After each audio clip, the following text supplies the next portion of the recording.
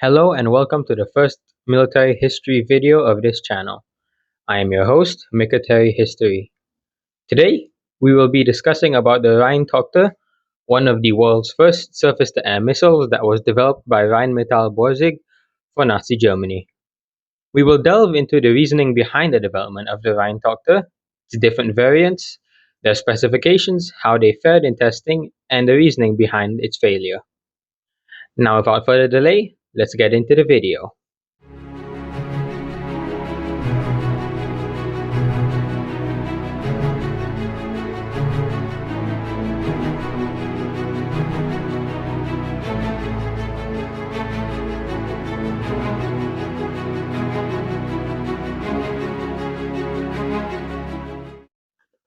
Our story begins on the 25th of September 1942 when Hermann Goering authorized the development of four types of surface-to-air missiles, those being the Typhoon, Enzian, Rheintochter and Schmetterling, and the Wasserfall, but for the purposes of this video, we will only be discussing about the Rheintochter.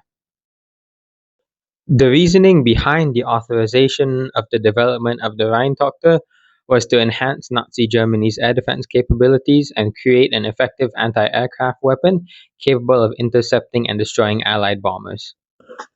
The need for more advanced air defense systems such as the Rheintochter further increased as Allied air raids intensified, and surface-to-air missiles like the Rheintochter were seen as a technological solution to counter the threat posed by the Allied air power. In total, there were three different variants of the Rheintochter surface-to-air missile, those being the Rheintochter 1, Rheintochter 2, and Rheintochter 3, or just R1, R2, and R3 for short. Although we won't be discussing about the R2 in this video as there was little improvement made on the R2 over the R1.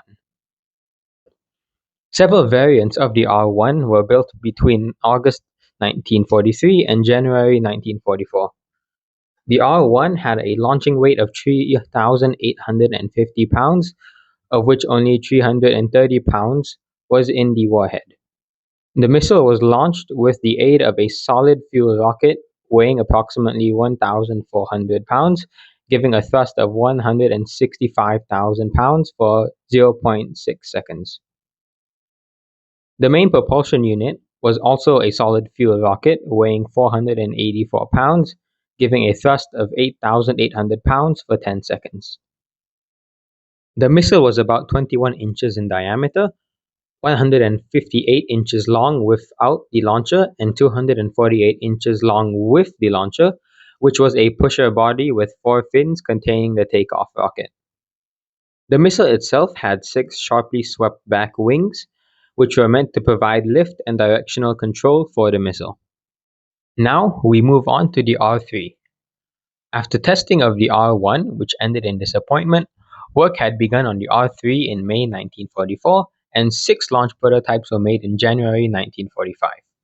The R3 had a launching weight of 3,450 pounds, with 350 pounds in the warhead, making the R3 slightly lighter than the R1 and carrying a slightly larger warhead. The pusher launching rocket of the R1 was replaced by 2 solid fuel rockets mounted alongside the body of the R3, with the 2 rockets together weighing in 970 pounds and giving a thrust of 61,500 pounds for 0.9 seconds. The main propulsion unit of the R3 was a Conrad liquid fuel rocket weighing 220 pounds when empty, with a fuel capacity of 930 pounds. The exterior dimensions of the R3 remained roughly the same as the R1. Now we move on to how the R1 and R3 fared in testing. During initial testing of the R1, 3 were launched achieving an altitude of 6 kilometers with a 10 to 12 kilometer range and a velocity of 485 meters per second. Needless to say, these tests did not please the Ministry of Aviation, who needed a rocket that could reach an altitude of 10 to 12 kilometers. Therefore, trials for the R1 were extended, finally totaling to 82 launches, with only 4 failures. The remaining missiles were taken to Peenemünde Army Research Center for state trials under the supervision of Walter Dornberger. Now, unfortunately, we don't know much about the R3 as the missile had never reached the stage of state trials testing, as Peenemünde would be abandoned in February 1945 before falling into Soviet hands in May 1945. To control the missiles, no fewer than 5 different guidance systems were developed for the Rheintochter, those being the Burgund, optical tracking with radio command guidance, the Franken, optical tracking and radio guidance on the 10-meter band, the Alsace, radio tracking and radio guidance on the UHF, ultra high frequency band, the Brabant, radio tracking and radio control on the 10-meter band, and the Ganza, panoramic observation and radio beam guidance on the 10 centimeter band. However, keep in mind that none of these systems were even tested in flight with the missile. Now we move on to the reasoning behind the Rheintochter's failure. The first reason was due to technical difficulty. The missile encountered various technical problems during its development. During one of the tests, a single R1 was launched at an angle of 45 degrees, and the missile reached a distance of 5,800 meters in around 58 seconds of flight. Immediately after launching, the positive deflection of the elevator caused a noticeable straightening of the missile's trajectory. After a flight of about 5 seconds, the rolling stabilizer failed, causing a visible spiraling of the missile. The second reason behind the Rheintochter's failure, and arguably the most important reason, was range.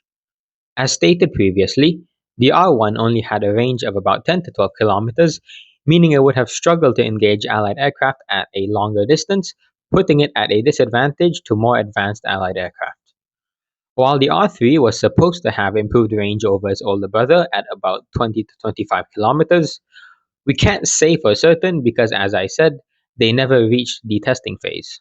Another reason behind the missile's failure was due to the complexity of its guidance systems. Like the other surface-to-air missiles that were authorized to be developed alongside the Rheintochter, the control method actually used in tests was either a preset program or radio control with visual observation. In common with other missiles of this type, homing devices, proximity fuses, and beam control were considered, but none of the developments for these systems were completed in time. In conclusion, the Rheintochter project aimed to bolster Nazi Germany's air defenses against the intensified Allied bombing raids. The missile had 3 variants, with the R1 undergoing extensive testing, the R2 having little improvements over its older brother, and the R3 unfortunately never reaching the trial phase due to the war's progression. Despite the promising aspects of the Rheintochter, including multiple guidance systems, the project faced insurmountable technical challenges. Issues such as the elevator deflections, rolling stabilizer failure, and a limited range of 10 to 12 kilometers for the R1 posed significant obstacles. The critical downfall of the Rheintochter project laid in its inadequate range, making it less effective against advanced Allied aircraft. Ultimately, technical difficulties and a failure to meet the desired specifications led to the demise of the Rheintochter as a viable solution for Nazi Germany to counter Allied bombing. The Rheintochter serves as a reminder of the challenges faced in developing groundbreaking military technology during World War II. Join me in my next video as I explore more fascinating stories from the pages of military history. If you stayed till the end, thank you for watching, and don't forget to like, subscribe, and share your thoughts in the comment section down below. This is Military History.